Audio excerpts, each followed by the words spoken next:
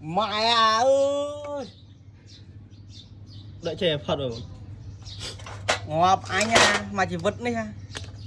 trời vậy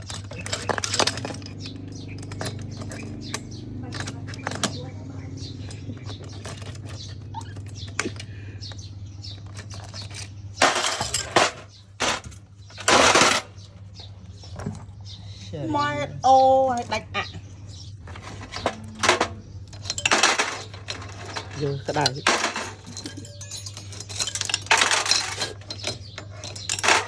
ô đánh ạ nó trắng giống mà hai prey đánh ạ ta nè nè bắp phải xanh ăn ấy đi này ôi cái này hồng mà kê vui còn ta về tịch ơi cả đâu